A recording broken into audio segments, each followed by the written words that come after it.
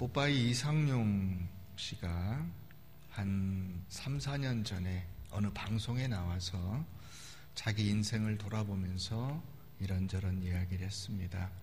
뽀빠이 이상용 씨는 진짜 말 그대로 누명을 뒤집어 쓰고 온 국민에게 순간적으로 죽일 놈처럼 됐다가 다시 회복을 하고 지금은 건강하게 잘 생활하고 계시는데, 이분이 한 4년 전쯤에 어느 방송에 나와서 TV에서 대담 프로를 하면서 그런 이야기를 했어요.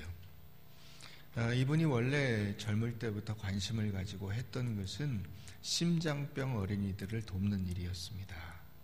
그래서 심장이 애초부터 선천적으로 문제가 있어서 죽을 수밖에 없거나 혹은 제대로 정상적인 삶을 살 수 없는 어린이들에게 그 심장의 이상을 수술을 해서 바로잡아주고 정상적인 삶을 살 수 있게 해주는 거죠. 한 사람을 수술하는데 1,800만 원 정도가 든대요. 그런데 지금까지 자기가 그 비용을 댄 사람이 567명이랍니다. 80억 원 정도의 기부를 한 것이죠. 그런데 그 이상용 씨가 거기서 그 대담 프로에서 그렇게 얘기했어요. 그 567명 중에 한 명도 감사하다고 전화한 사람이 없다는 것입니다. 그래서 그 방송에서 뭐라고까지 이야기를 했냐면, 수술 자국을 보면 생각이 날 법도 한데 연락 좀 하세요, 이렇게 이야기했어요. 그 방송 뒤에 한 명이 청년으로 자라서 연락을 해왔습니다. 주례를 해달라. 그래서 주례를 맡게 됐는데 그 결혼식장에서 자기한테 큰 절을 올렸다고 합니다. 여러분, 오늘 예배 마치고 집에 돌아가시면 여러분들이 고마운 분 있잖아요. 혹은 신세진 분, 도움을 입은 분, 전화하세요. 전화하세요. 전화 뭐 어렵습니까? 전화하셔서 고맙습니다. 덕분에 제가 오늘 이렇게 건강하게 잘 살고 있습니다.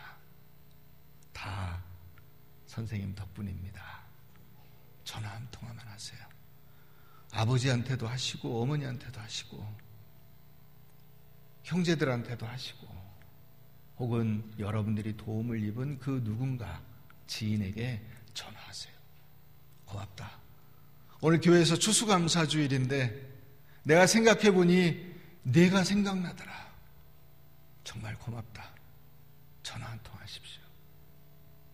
여러분, 오늘 그거 하시면 추수감사절 잘 보내신 겁니다. 이사야가 활동하고 있던 시기는 기원전 700년쯤 됩니다. 이사야는 대략 학자들의 연구에 의하면 기원전 739년부터 기원전 680년 정도까지 약 60년 정도 활동을 한 것으로 그렇게 연구하고 있습니다. 이때 북이스라엘과 남유다는 국제 정세의 공백기를 틈타서 부흥하게 되었습니다. 나라의 형편이 좋아졌어요. 혹시 지도가 준비되어 있나요?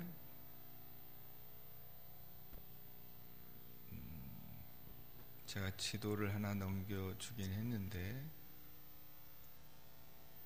저기에 이제 그 파란색으로 칠해진 부분이 약 750년경 대략 그때쯤 이사야가 막 활동할까 말까 하던 시기쯤, 범위가 좀 좁죠.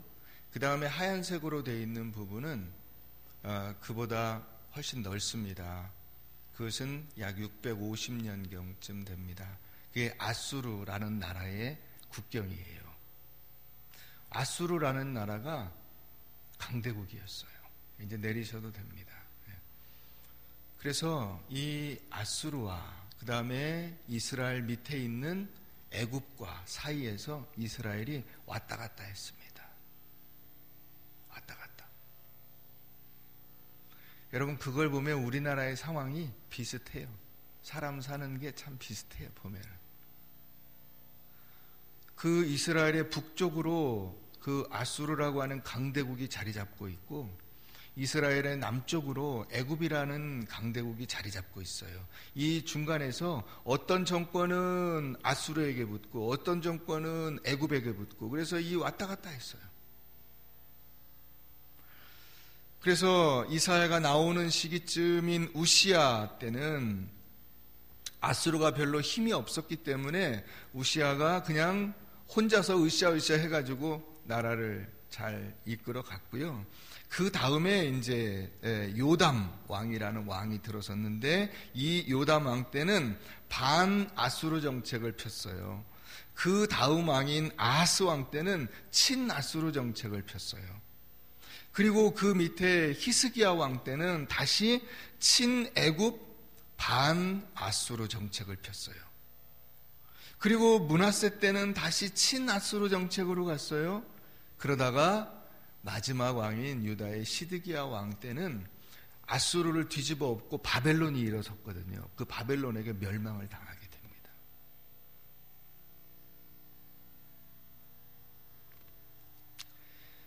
됩니다. 유다도 친아수르 정책을 펼 때 아수르에 붙어가지고 그 북이스라엘, 남유다 위에 있는 그 북이스라엘, 이 분당국이잖아요. 그 북이스라엘의 침공을 막아냈어요. 그런데 그 다음에 아수르한테 조공을 바치다가 나중에 아수르한테 멸망을 당하게 되는 것이죠. 하나님의 구원은 처음부터 우주적입니다. 우리가 흔히 이스라엘은 선민이다 그래서 하나님께서 이스라엘 백성에게만 모든 것을 올인하는 그런 정책을, 그런 생각을, 계획을 펴신 것으로 착각하는 경우들이 많이 있지만, 하나님은 애초부터 모든 인류가 다 하나님의 자녀고, 그 중에서 이스라엘 백성은, 이스라엘 족속은 그 모든 나라들의 제사장 나라로 삼으신 거예요.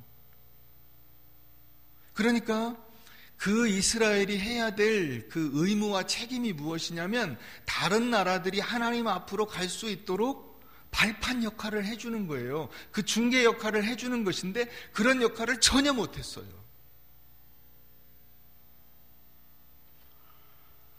그래서 하나님은 이제 이방을 사용하셔서 이스라엘로 하여금 이방인들에게 복음 전할 도구로 삼기 위해서 어쩌면 이방에게 무너지게 했는지도 모릅니다.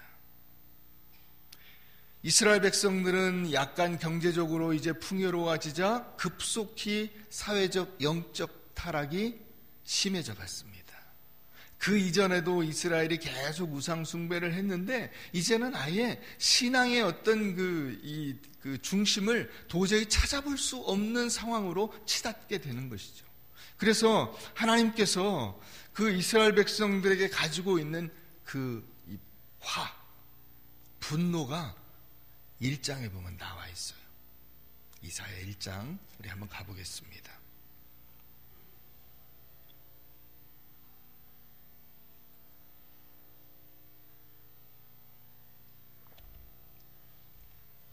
이 절 보면, 하늘이여 들으라, 땅이여 귀를 기울이라. 여호와께서 말씀하시기를, 내가 자식을 양육하였거늘 그들이 나를 거역하였도다. 소는 그 임자를 알고 나귀는 그 주인의 구유를 알건만은 이스라엘은 알지 못하고 나의 백성은 깨닫지 못하는도다 하셨도다. 슬프다, 범죄한 나라요, 허물진 백성이요, 행악의 종자요, 행위가 부패한 자식이로다. 그들이 여호와를 버리며 이스라엘의 거룩하신 이를 만홀히 여겨 멀리하고 물러갔도다. 너희가 어찌하여 매를 더 맞으려고 패역하느냐? 온 머리는 병들었고 온 마음은 피곤하였도다. 하나님의 그 분노가 느껴지세요? 이스라엘을 배반하고 자기들 마음대로 살아가며 우상을 숭배하는 그 하나님의 그 화나신 모습을 우리가 이 1장 2절부터 4절 말씀, 5절 말씀까지 여기서 볼 수가 있어요. 그래서 이스라엘 백성들은 멸망이 예고돼 있어요. 자, 이제 너희가 나라가 망하고 포로로 잡혀가게 될 것이다. 그런데 오늘 우리가 읽은 이 본문에서는 어떤 내용이냐면 이방 나라는 다시 하나님 앞에 온다는 거예요. 자, 2장 2절 한번 가봅시다.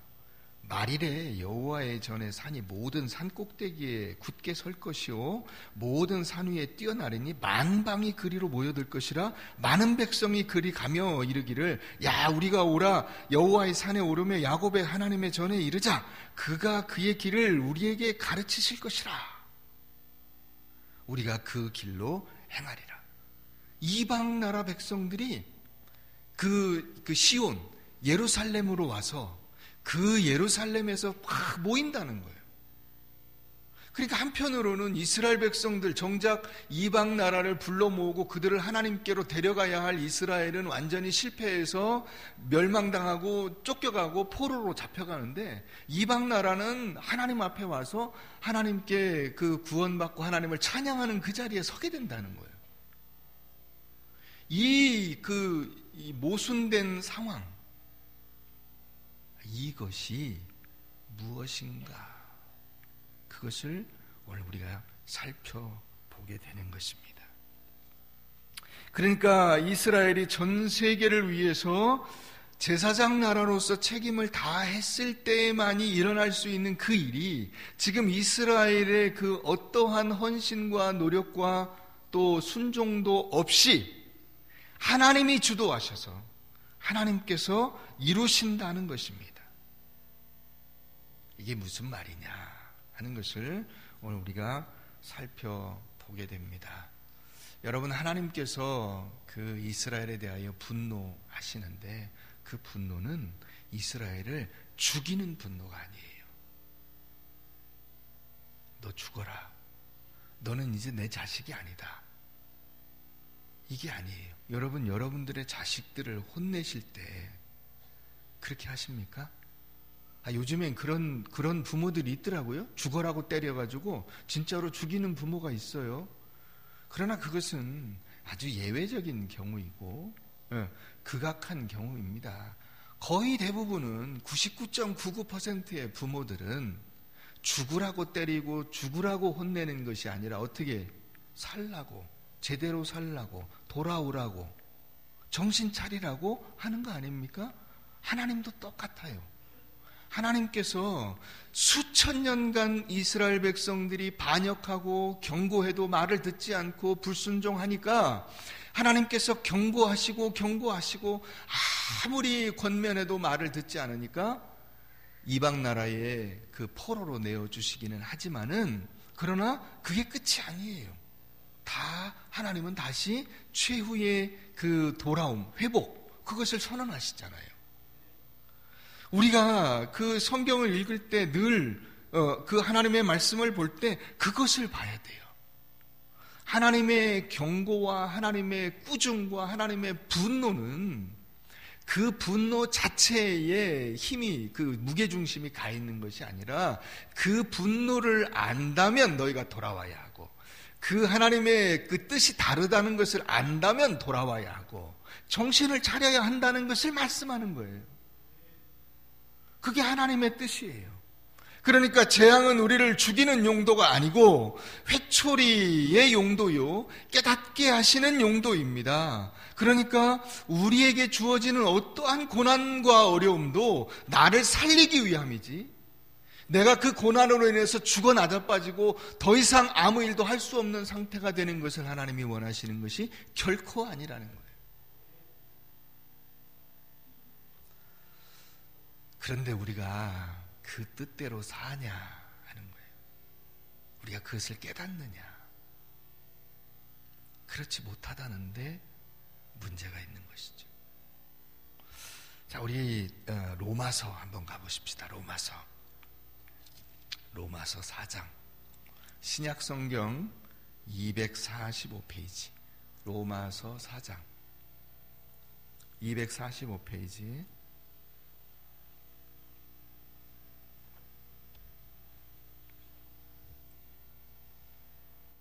25절입니다. 25절. 예수는 우리가 범죄한 것 때문에 내줌이 되고 또한 우리를 의롭다 하시기 위하여 살아나셨느니라. 아멘. 자, 예수님을 하나님이 우리에게 내어주셨대요. 구원자 메시아 예수 그리스도를 우리에게 내주셨어요. 자, 내주셨는데 그 우리에게 하나님이 내어주신 그 예수 그리스도를 우리가 어떻게 했죠? 어떻게 했죠? 죽였습니다. 예수 그리스도를 십자가에 달아 죽였어요. 사형시켰어요. 사형. 법적인 절차를 밟아서 사형을 시켰어요. 자, 그런데 그 예수 그리스도가 그래서 죽었으면, 여러분, 사람이 죽으면 시작이에요? 끝이에요?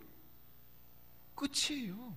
죽으면 끝나요. 죽은 자는 말이 없어요. 아무 일도 일어나지 않습니다. 그냥 그것으로 모든 일이 종료되어야 하는데 하나님이 그렇게 안 하셨어요.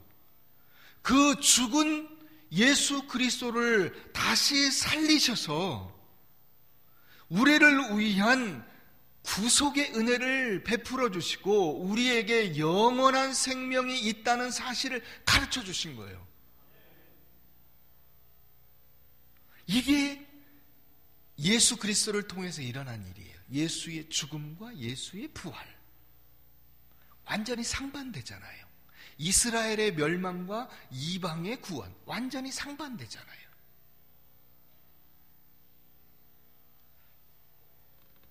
이것은 우리를 위해서 내어주신 그 분이 우리가 죽였다 하더라도 죽으면 아무 소용이 없는데, 그럼에도 불구하고 그 아무 소용도 없는 그것이 실제로는 우리를 살리고 우리를 구원하고 우리에게 참 생명을 주시는 길이 된다 하는 것입니다.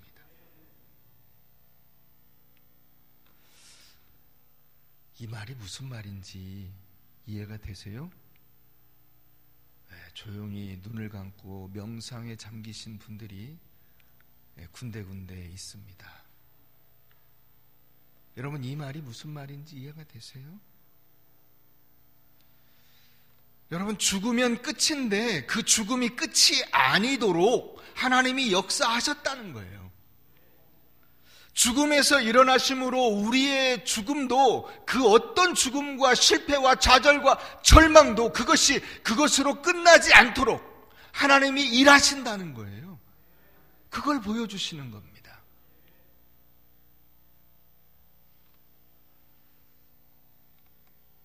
우리의 감사는 오늘 거기 있는 거예요.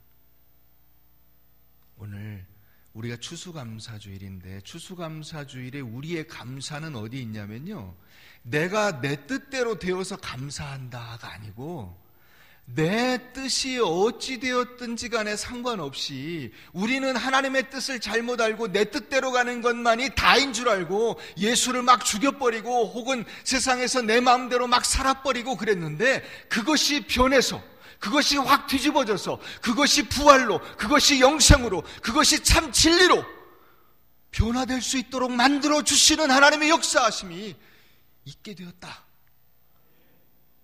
이게 감사예요. 이게 진짜 감사인 거예요. 내 뜻은 무너지고 하나님의 뜻이 서게 되었다. 이게 진짜 감사인 거예요. 여러분들의 주머니에 돈 좀 들어오고 여러분들이 많은 사람들에게 좀 박수 좀 받으면 그게 감사가 아니에요. 하나님의 뜻이 이루어지는 것이, 주의 뜻이 이 땅에 이루어지는 것이, 하나님의 뜻이 나를 통해서 하나님의 놀라운 역사하심이 세상 속에 든든히 서게 되는 것이, 그게 복이잖아요. 믿으십니까? 여러분, 그게 오늘 우리의 감사의 조건이에요.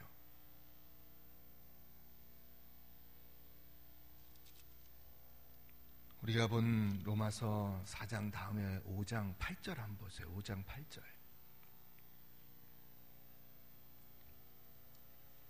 8절 한번 다 같이 읽어보겠습니다. 시작.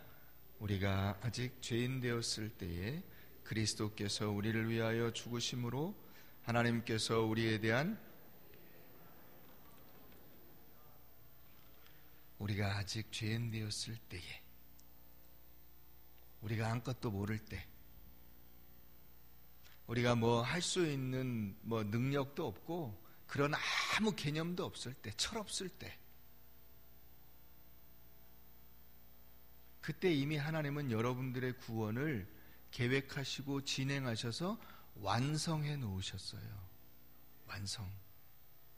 그래서 예수 그리스도께서 창조주이신 것은 예수님이 새 창조를 하시기 때문에 우리의 영혼을 새롭게 하시고 우리가 그래서 새 사람이 되도록 만들어 주시는 것이 예수님께서 하신 창조주로서의 가장 큰 사역이세요. 그런데 하나님의 이 창조는 실패가 있을까요? 없을까요? 하나님의 창조는 실패가 없어요.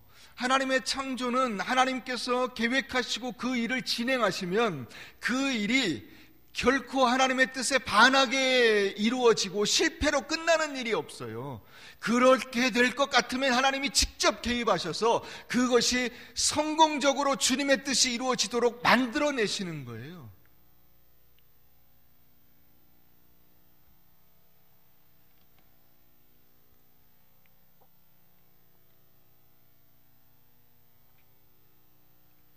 근데 많은 분들이 어떻게 생각하는지 아세요?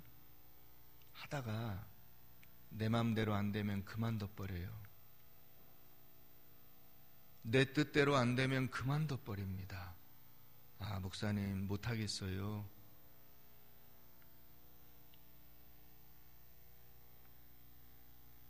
그렇게 따지면 여러분 왜 우리가 끝까지 살아야 되죠?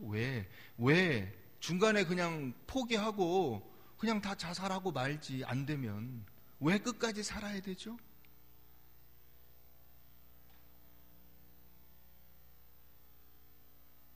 여러분, 성경이 우리에게 가르쳐 주시는 것이 무엇입니까? 그것은 하나님께서 하나님의 일을 시작하셨기 때문에 하나님께서 나를 불러다가 그 어디에 넣으신 그 나의 삶 속에서 자신의 존재의 가치와 지위와 그 하나님의 뜻을 그곳에 심어내고 그 속에서 살아내고 하나님의 그 계획을 이루어드리는 그 일을 위해서 내가 부름받은 거잖아요. 그러니까 못난 그것으로도 하나님이 무언가 하신다. 나를 구원하시려고 예수 그리스도를 내어주셨는데 그 예수 그리스도를 죽여버렸는데도 하나님이 그 예수 그리스도를 살리셔서 우리에게 영생을 주셨잖아요. 우리가 아직 죄인 되었을 때 그리스도께서 우리를 위해서 죽으셨잖아요. 그것을 위해서 우리에게 하나님의 사랑이 무엇인가를 알려주시고 우리에게 영원한 소망이 있다는 사실을 알려주시잖아요. 내가 잘나서 주의 일하는 거 아닙니다. 내가 쓸만해서 하나님이 나를 부르신 게 아니에요. 착각하지 마세요.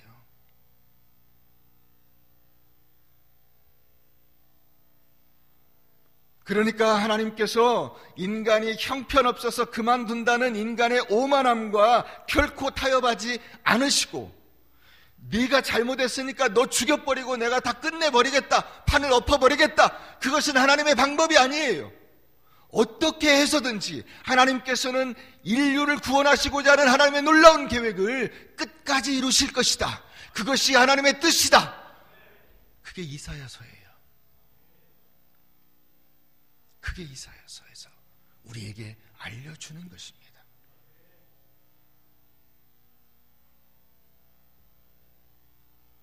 여러분, 우리가 죄인인 상태에서도 그것을 인생 역전으로 새롭게 하시고 우리로 하여금 그 일이 영원한 좌절과 실패가 되지 않게, 우리에게 손해가 되지 않게 만들어 주시는 하나님이시라는 믿음을 가지셔야 합니다. 우리의 죽여버린 것, 우리의 잘못된 선택을 가지고도 하나님은 유익을 주시고 부활을 주시고 기적을 주시고 승리를 만들어내시는 분이라는 사실입니다. 여러분, 우리가 죽인 것을 가지고도 그렇게 하셨다면 예수님이 부활하셔서 예수님이 진정한 새 생명의 창조자로서 그분이 역사하시기 시작할 때 얼마나 놀라운 역사가 일어날까요? 우리가 억지로 끌려와서 하나님의 말을 안 듣고 그냥 제멋대로 하려고 발버둥 치는데도 여기까지 와서 우리에게 놀라운 역사가 일어났다면, 내가 하나님의 말씀대로 진정으로 마음을 열고 순종해서 하나님의 말씀대로 살아가며 주를 위해서 헌신하며 충성한다면 여러분 얼마나 놀라운 역사가 일어날까요?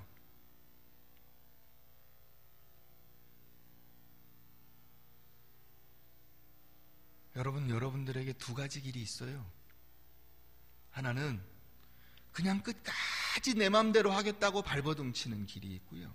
그러면서도 갑니다. 왜요? 하나님은 실패하지 않는 하나님이시기 때문에 여러분들의 목덜미를 잡고 끝까지 가실 거예요. 그러나 그것은 부끄러운 삶이에요.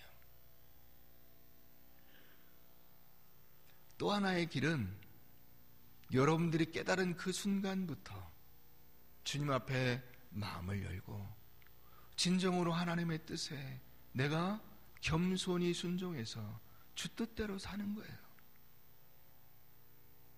그 길은 참으로 기쁨의 길이요, 감사의 길이요, 영광의 길입니다. 어느 길로 가든지 결국 종착점은 똑같아요.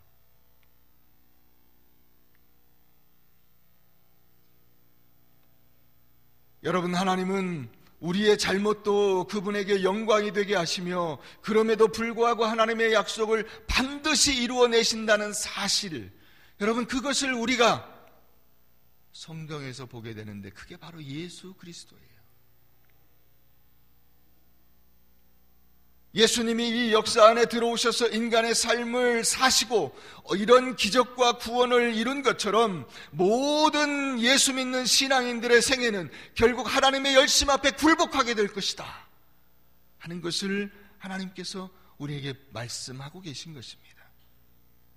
내 게으름과 반항과 욕심으로 하나님의 뜻과 상관없이 산다 하더라도 하나님의 뜻이 이루어진다는 사실을 우리가 기억한다면, 그렇다면 우리가 이 시점에서 계속 그 길을 가야 할까요? 아닙니다. 돌아서세요. 기쁨으로, 참 감사함으로 하나님을 향해서 제발로 가십시오. 제발로. 억지로 끌려가지 마시고.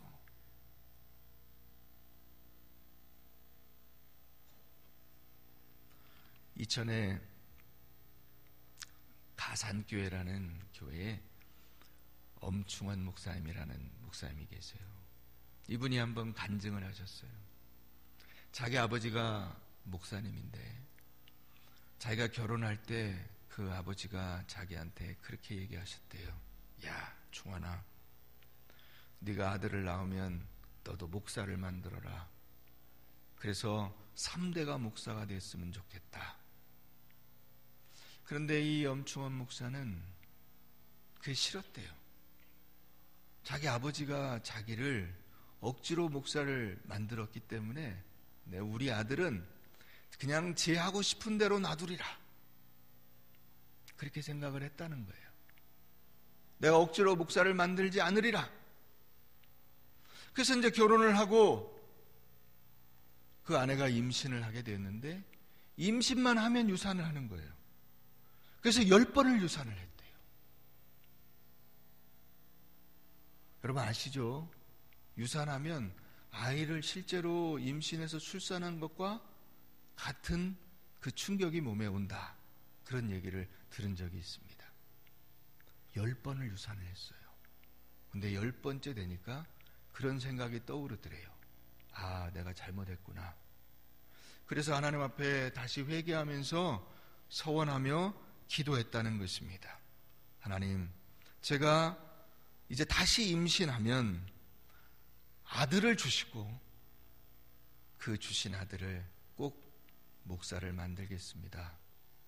그리고 기도했더니 그 다음 주에 아내가 임신을 했어요.